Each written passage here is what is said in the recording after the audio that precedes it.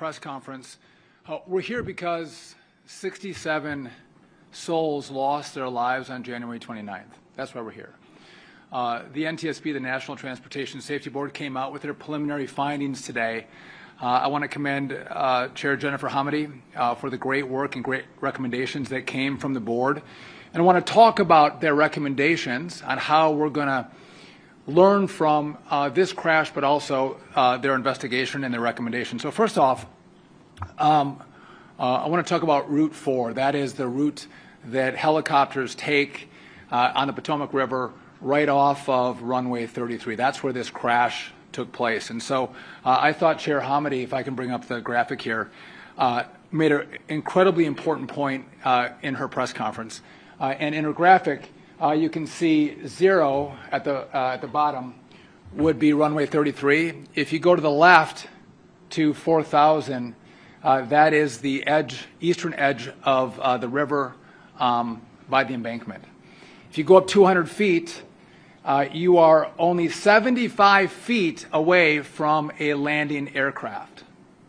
So at best, we're in a situation where we're threading a needle allowing helicopters to fly down the same airspace as landing aircraft. And why this information wasn't studied and known before January 29th is an important question. But based on that information and this crash, we are going to continue with our restrictions on Route 4 here. So about 36 hours after the crash, we restricted this airspace, and we're going to continue with those restrictions. That would be from Haynes Point to the Wilson Bridge. Again, this is the area right off of runway 33 where the crash happened. We're going to have a notice to airmen with the specific guidelines on how they're going to fly this route. I talked to Secretary Pete Hegseth earlier today, talked about giving the military, the DOD, a route around this restricted airspace, which I think the military is going to be fine with. We will have exclusions for presidential air travel, vice presidential air travel. If there's a life-saving mission or law enforcement, we'll have exclusions for that, and we'll take the appropriate action at DCA to shut down air travel to make sure we don't have, again, helicopters and airplanes crossing paths. So this is going to continue into the future, again, making sure air travel at DCA is safe.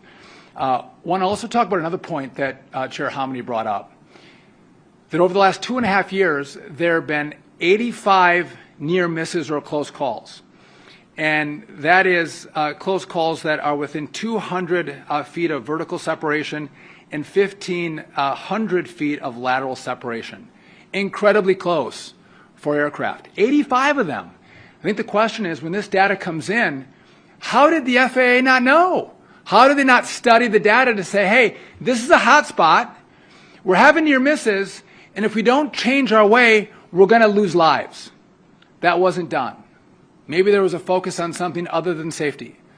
But in this administration, we are focusing on safety, and so what the FAA has deployed is AI tools to make sure we can sift through the data and find hot spots in our airspace at our airports. So if there's another DCA-esque situation out there, our AI tools will help us identify those and take corrective actions preemptively as opposed to retroactively. Also another incredibly important safety lesson that we've learned from the DC airspace crash. I want to talk a little bit about how we move forward, because there's been a number of air incidents that have taken place over the first several weeks since I came into this department. And there's no unique, they're all unique. There's no common theme to the crashes that have taken place. But I think what it's done for us is made us focus on our air traffic control system. And when we take a look at that system, no doubt it is antiquated, it's old, it's anywhere from 25 to 30 years old. You've heard me say it 1,000 times. We're using floppy disks in our system. We have headphone jacks that we're plugging and unplugging. This is, think back to the 1980s, if you were even alive. That's the system that we're using for air traffic control. Now, I want to be clear, our system is safe, right? It's old, but it's safe. But we do have signs to say, looking forward, we don't want to lose lives because we have a break in the system. So it has to be upgraded, and it's going to take money. And a lot of promises have been made from DOT and the FAA about upgrades to the system that have never happened. Again, this should have happened 4 years ago, 10 years ago, 15 years ago.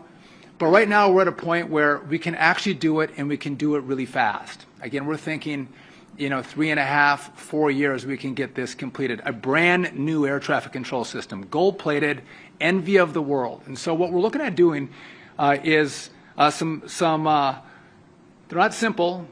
This is high-tech stuff, but we are going to move from copper wires, we're going to go to fiber, wireless, and satellite, right? A combination of those three in our system. We have radar. Again, it works, but this is from the 1970s or early 80s is the newest radar that we use. We are going to get state-of-the-art brand new radar to feed into our cabs, into our towers, into our scopes. We need state-of-the-art new terminals for our air traffic controllers. So they have all the right screens with all the best technology behind it that gives them the best data to analyze as they give instructions to air traffic. And finally, we're going to deploy resources for runway safety, new technology that will allow our air traffic controllers not to use binoculars in the tower to see where aircraft are at, but to actually have ground radar or sensors at our airports that will allow air traffic controllers to see where airplanes are at and better control their movements. We've heard a lot of news stories of just near misses on the tarmac. And how do you alleviate that? Take away the binoculars and give them technology so they can see on their screens where every aircraft is at. And I think by doing this, we are going to greatly improve our safety in the system, but it's also going to improve the efficiency that we have in American air travel, which I think will mean less delays, less cancellations, and again, better safety. Now, just a real quick point. This is going to cost money, and we're in an environment where there's a lot of cost cutting. We're looking for savings everywhere in government, and that's appropriate. I think we have a government that is far too bloated, far too fat. We can go on a diet, but that doesn't mean we don't see points that need investment. And this is a place that we need investment. So in the next couple of weeks, I'm going to come out with this plan. I'm going to share it with the Congress, get their feedback, let them put their fingerprints on it. But then I'm going to come back and I'm going to ask the Congress for all the money up front so we can expedite this process of building out this system. One of the problems is it takes too long. If you go 6, 8, 15 years, Congresses change, money changes, priority changes, administrations change, technology changes, and they do fits and starts. They start to upgrade technology, and it never gets completed. It's not that the Congress never gave any money. It's not that the FAA didn't want to do the upgrades. It just takes too long. So they have to give us the money. We're going to lay out our plan to actually do it really quickly. And again, this is the time when you lose 67 lives. I think we can honor those who lost their lives by paying this forward and saying, you know what, we're going to make sure we've learned from this air disaster, and we're going to pay it forward so there's not other families that have to go through the pain and anguish of losing a loved one like these families had to go through. And I think that's how we honor them. That's how we pay it forward. And we do it by fixing the system and making it better and making it work. So again, to the recommendations that the NTSB have given us off this crash, we are adopting. We accept them. We were actually doing them 36 hours after the crash. And we'll look forward to hearing more from the NTSB as their recommendations and investigations continue. And with that, happy to take any questions you may have for me. Thanks.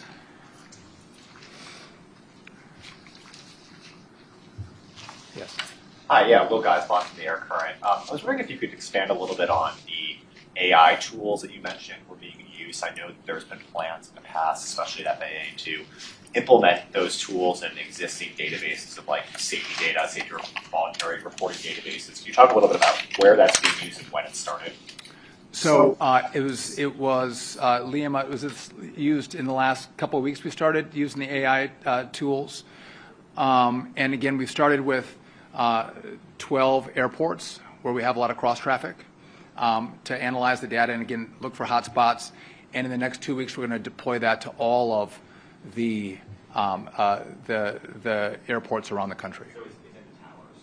Is it like at the airport and aircraft in the towers? Well, so as the information comes in, yes. At airports, through towers, yes.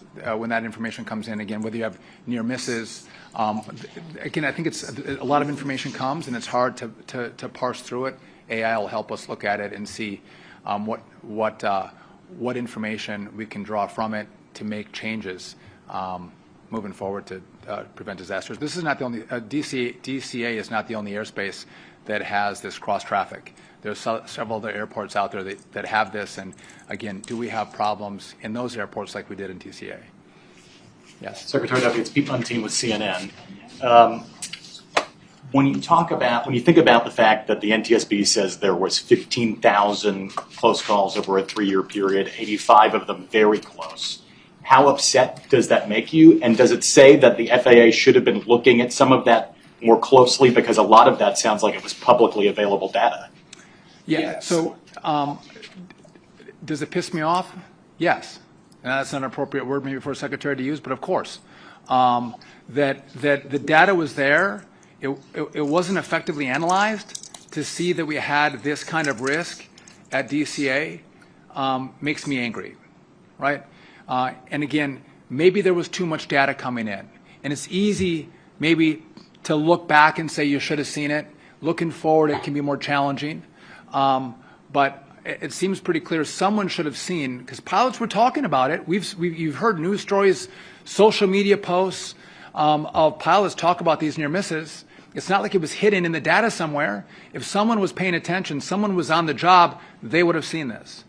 And so, again, this is a lesson for us to use the best tools possible today that we have available to us to analyze the data, and that's why we started to use AI. Quick follow-up. You talk a lot about speed when it comes to the FAA and changing the FAA, but I think those who have been indoctrinated there for a long time might say that's a dangerous thing because you don't want to sacrifice safety. So how do you find a happy medium there, and do you worry about maybe introducing some sort of danger here? So it's a good question. So speed versus safety. That's a wonderful question.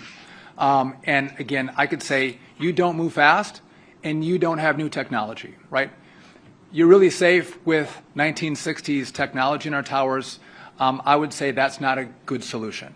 And so if you look at building out fiber, using wireless, using satellites, that can happen at the same time as we're still using our old fiber network, right? We're building it out. We can, in many places, we can put up our new radar at the same time we're using the current radar. It'll take some time to switch over, but we can do those two things at the same time.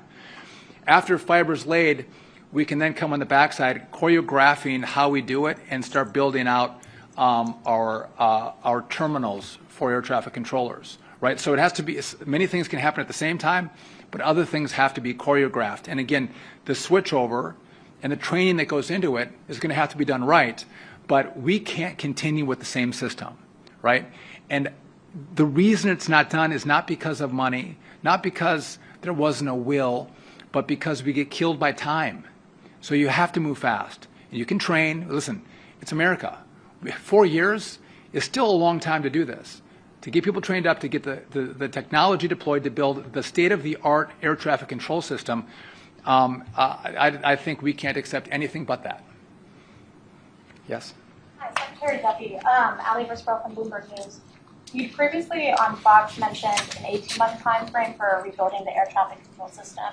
And right now you talked about 3.5 to 4 years. Can you kind of clarify what you're hoping to get done in 18 months versus the multi-year timeline? The question was 18 months to now 3.5 years. What happened? Listen, I'm not going to do it. We're not going to do a partial. We are going to give you a brand new system, the best of the best, state of the art, and I think we're America. We deserve that. We should have that. So I'm putting everything in to give America the best air traffic control system possible. And again, I think the American people want it, and I think the Congress wants it, and I'm going to give them a plan that'll show that we can do it. Yes. Secretary Duffy, Dave Shepardson from Reuters. So are you going to maintain all the existing restrictions on helicopters at DCA? And can you talk about the fact that the helicopter was not using ADS-B out, and whether you want the military to use that safety system on routine training missions? And just on the congressional side, the prior administration asked for $8 billion. It sounds like what you're talking about is something much higher than that to get a new system and address all the antiquated parts of the. So yeah, so it's going to be a lot of money, but in regard to how Washington spends money, I think it's going to be a pretty reasonable number. And again, I'm all for efficiencies and slimming down the size of our government, but there are things you have to invest in, and we'll try to do it as cost effectively as possible. But it'll be tens of billions of dollars to fix it, I believe. And again, the Congress sends the money. The Congress, there are smart legislators who understand this space very well, and we'll look for their feedback. Also, with regard to the communication systems that the DoD uses, that's additional conversations we have to have with them about what they should deploy when they fly in civilian airspace. In terms of the existing restrictions, are you maintaining all the current restrictions on helicopters? Yes, we are. We might make some modifications. Again, as this was 36 hours after the crash, so now with the report, I want to make sure that we have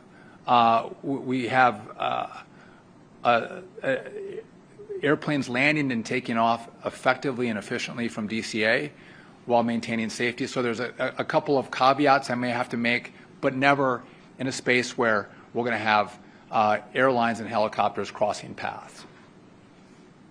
Yes. Hi, Lori Aratoni with the Washington Post. Just to clarify, so you are going to accept and implement both urgent recommendations issued by the NTSB today? Well, I think she had one urgent recommendation, which was the DCA airspace, Route 4. And then the rerouting of. That's right. So as part of blocking off Route 4 between Haynes Point and Wilson Bridge, we'll give another pathway for aircraft to go around. But yes, that's that, and that was in place 36 hours after. We're going to continue that. Again, we do have exceptions for presidential and vice presidential travel.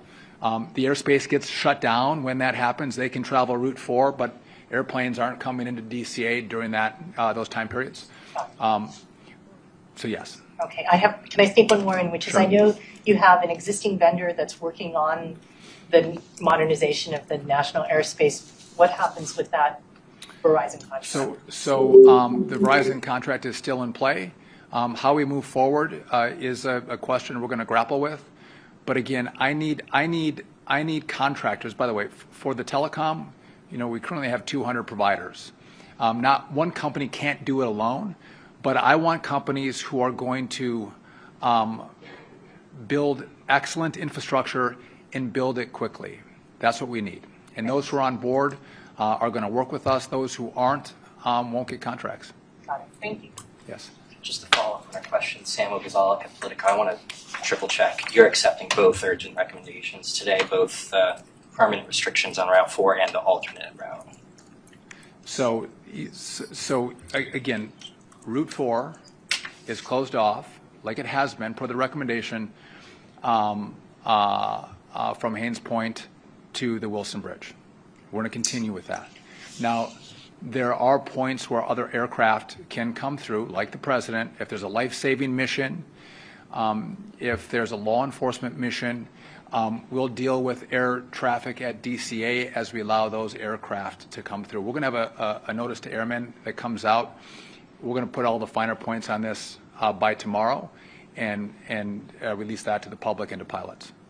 And in regard to DOT's RIF plan, how many layoffs are expected agency-wide and specifically at the FAA?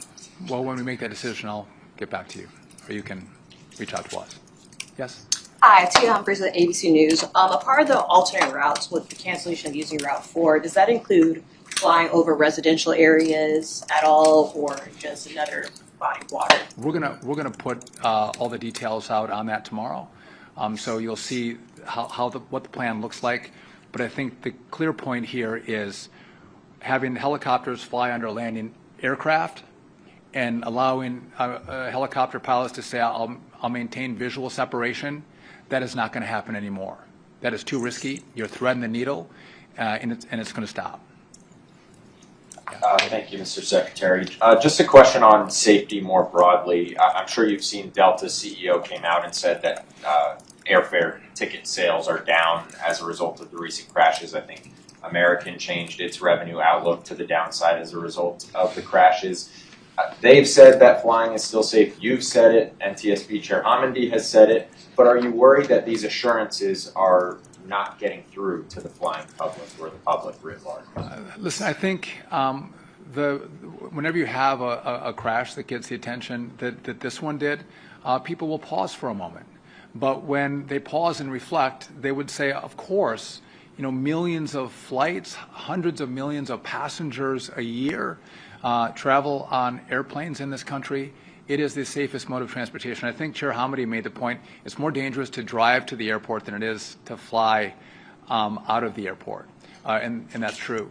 Again, and we have to work on this number. We lose over 40,000 people a year in car crashes. Way too many. We got to bring that number down. We don't lose anywhere near that number in air travel. So again, this is incredibly safe. But again, I think what I'm doing is learning lessons from what happened in the last month, but then also looking at what risks do we have in the future, and let's fix those risks before we have any loss of life. One more question? Yeah. I have a weird technical question that you might not be able to answer. The FAA instituted, I think, 45 of the runway interference technology, and how does that differ from the AI technology? Is that a wonky question? So Yeah. Last year, the FAA instituted like 45 of the radar technology at the. I'll connect the pilot. Okay. But I'm going to pivot to another question. A lot of the stuff that you're saying about the fixing the NAS and everything like that, that's not new, right? The transition to fiber, that was a part of the FAA restructuring. What's new here? Is it just that this is the time to actually, you've got the momentum, let's do it? So a couple things are new. We're going to do it all at the same time, right? That doesn't mean we switch over all at the same time, because I think CNN asked or made the point that can be risky.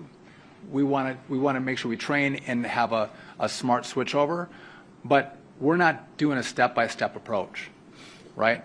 And to your point, you'd say, well, let's look at next gen. We already said we're going to do it. Well, look at the space.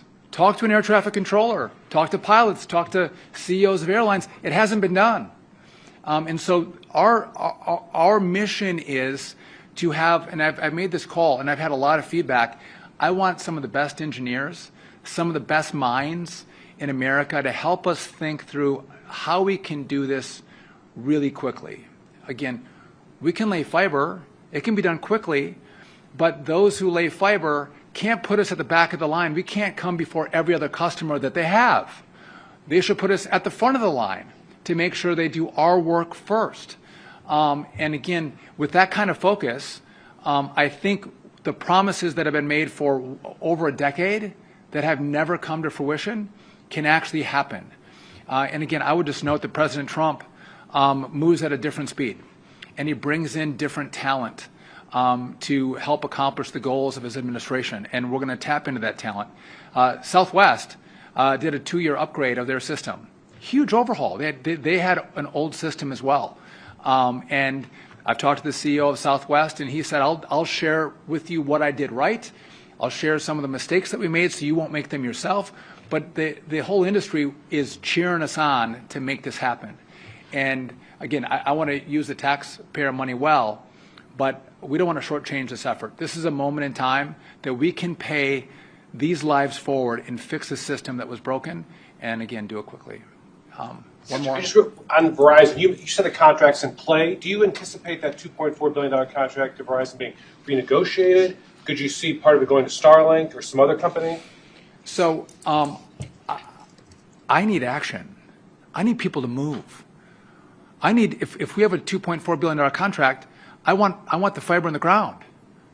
We're over a year into that contract, and how far along are we? That's the question. And so I want companies that want to move fast and build this out. I can't wait 10 years. You can't wait 10. The American people can't wait 10 years or 12 years to lay fiber. We have copper right now. And so I need companies that are going to move at the speed of Donald Trump. And those that want to do it, they want to put the effort in and say, we're the company that can do this for you and with you. Those are the companies that I want to hire. And now, may that be Verizon? Maybe. But if I'm looking back, they're not moving fast enough. I need companies that are going to move fast. And it's not going to be one company. We're going to need a lot of companies to buy in and help build out this system. And so I want to thank you all for coming out. Stay tuned. 10 days, 2 weeks. We're going to roll this out, give it to the Hill, put a price tag on it, and we're going to start the work of building a brand new air traffic control system that will be the envy of the world. And with that, thank you very much.